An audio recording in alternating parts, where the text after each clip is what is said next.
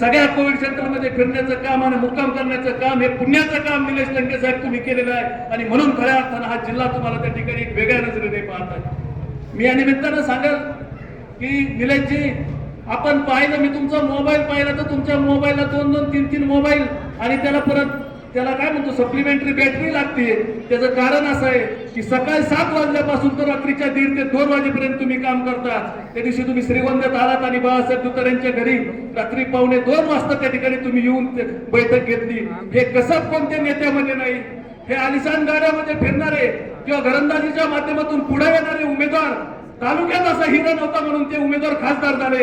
एक निश्चितपणे मी सांगतो, उद्याचा खासदार कोण असेल तर निश्चित आमदार लंके साहेब हे त्या ठिकाणी उद्याचा खासदार होणार आहेत। आणि लंके साहेब, तुम्ही नुसते खासदार होणार नाही की समोर बसलेल्या अनेक युवकांना उद्याच्या राजकारणामध्ये एक चांगल्या विचाराची संधी, चांगलं नेतृत्व आमच्या सारख्यांचं पुढे येणार आहे आणि त्याला मदत खऱ्या अर्थानं तुमच्या नेतृत्वाची जोड आमच्या सारख्या कार्यकर्त्यांना या ठिकाणी भेटणार आहे। आपण पाहिलं असं, माझ्यासारखा तालुका अध्यक्ष आणि शिवसेना प्रमुख म्हणून काम केलं। त्या ठिकाणी जिल्हा परिषद सदस्य त्या ठिकाणी ताई झाल्या आणि एकदम कमी कालावधीत 10 वर्षात एक काम कोणतं केलं लंके साहेब महत्वाचं, की ज्या वेळेस शरदचंद्रजी पवार साहेबांना या तालुक्याच्या प्रश्नावरती तुमच्या जमिनी हस्तांतरित होणार होत्या, त्यावेळेस त्या मिलिटरीमध्ये हस्तांतरित होऊ नये म्हणून तुम्ही संरक्षण मंत्री राजनाथ सिंगांपर्यंत पवार साहेबांना घेऊन जाऊ शकले। एक आमदार असताना त्या ठिकाणी ही भूमिका तुम्ही घेत आहात, हे निश्चित रूपाने चांगली गोष्ट आहे आणि म्हणून फार बोलणार नाही।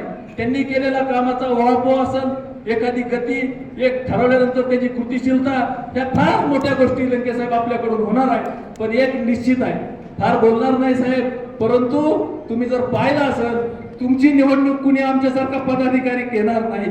सर्वसामान्य जनतेने ही निवडणूक तुमची डोक्यावरती घेतलेली आहे आणि याची भीती समोरच्याला वाटत आहे आणि म्हणून तुमचा टीआरपी वाढलेला आहे। हा टीआरपी कामाचा टीआरपी आहे। हा टीआरपी कोविड मध्ये वाचलेल्या पेशंट लोकांच्या नातेवाईकांचे अश्रू पुसलेला टीआरपी आहे। हा टीआरपी 500 कोटी रुपये पार्लर मध्ये आपण आणले ते विकास कामाचा हा टीआरपी आहे। हा टीआरपी पुढे न्यूज आणि चॅनलचा नाही, हेच या निमित्ताने मी सांगतो। आणि फार काही बोलण्यापेक्षा श्रीगोंद्यात आता हे सगळेच मंडळी आमचे टीएफजी संतोषजी आहेत, श्रीगोंद्याची एकच सांगतो की जी शंका त्यांना वाटते की श्रीगोंद्यात काय होईल, त्यावेळेस खासदार दिलीप गांधी नौके उमेदवार होते, त्यांना त्या काळात 57,000 मताचं लीड मिळालं होतं। पक्ष कोणता आहे ते जाऊ द्या, पण तशीच लाख निलेश लंके साहेब तुमची आहे आणि श्रीगोंदा तालुक्यात तुम्हाला भरघोस लीड उद्याच्या काळात मिळेल, हे या ठिकाणी मी जाहीरपणे या ठिकाणी सांगतो।